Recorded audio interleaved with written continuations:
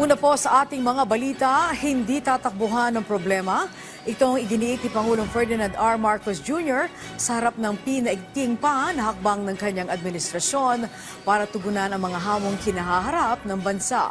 Git pa ng Pangulo, layo ng kanyang mga ipinatutupad na pagbabago ngayon ay mapabilis pa ang serbisyo ng bawat ahensya ng gobyerno. Si Kenneth Pasyente sa sentro ng balita. Kasunod ng utos ni Pangulong Ferdinand R. Marcos Jr. na balasahan sa kanyang gabinete, tiniyak niya na ipatutupad ang masusing pagbusisi ng performance ng kanyang mga kalihim. Giit ng Pangulo, magiging patas anya ang pagsusuri rito. Dapat kasi anyang suriing mabuti ang dahilan kung bakit nga ba nagkakaroon ng underperformance ang ilang ahensya ng pamahalaan. As we were doing the performance review, and when we see shortfalls in performance, I don't leave it at that. I look and ask, why is that the case? And that is why we asked all the heads of agencies to also submit their courtesy resignations, because we have to look at deeper, not just look at the secretary. If there is a problem, I'd like to fix it. So that's what we are doing. So expect us to be doing a rigorous performance review, not only at the cabinet level, but even deeper. Ipinunto pa ng Presidente na hindi ito papogi lamang. Katunayan, hakbang ito para mas mapabuti at mapabilis pa ang serbisyo ng bawat ahensya ng gobyerno. The secretaries, I think, well, all of them, some have to be moved around, some have chosen to leave or no longer think they can contribute. But in any case, we are looking at the problem deeply.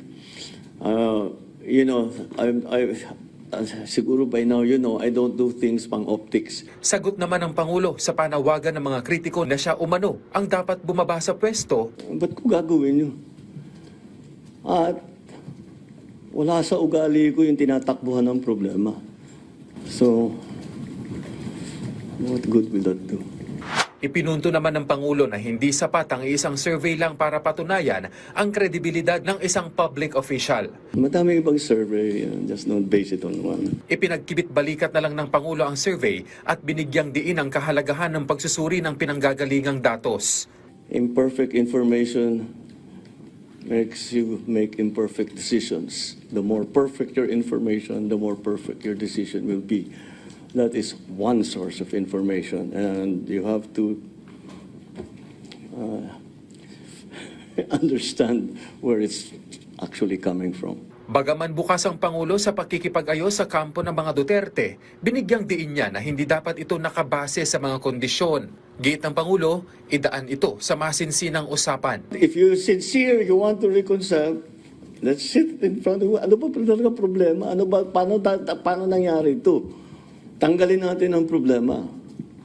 Pero sasabihin mo, hindi ako makikipag-usap hanggang ibigay mo sa akin ito. Eh, wala pupuntahan na. Yeah, and that condition tapos na. That's not reconciliation. Bring That's not even a negotiation. That's demanding. Pero hanggang saan nga ba ang handang gawin ng Pangulo para tuldukan ang issue sa pagitan ng dalawang kampo? I don't know. What will come up? What's needed? Kaya ko bang gawin? Hindi ko kayang gawin. Hindi naman ganun. You cannot prejudge. I'm going to talk to them only this much. Hindi. Kailangan sinasabi ko nga, bukas ka eh. Kahit anong sabihin mo, pakikinggan ko. Kung talagang tapat ako na nais ko mag-reconcile, edi isipin ko lang, lahat ng hiningi mo, lahat ng hinanakit mo, kung kaya ko ayusin, di ayusin ko para tapos na to. Ayoko nga ng kaaway. Samantala, muli namang binigyang diin ng Pangulo na wala siyang kamay sa issue ng impeachment laban kay Vice President Sara Duterte. How many times do I have to say that?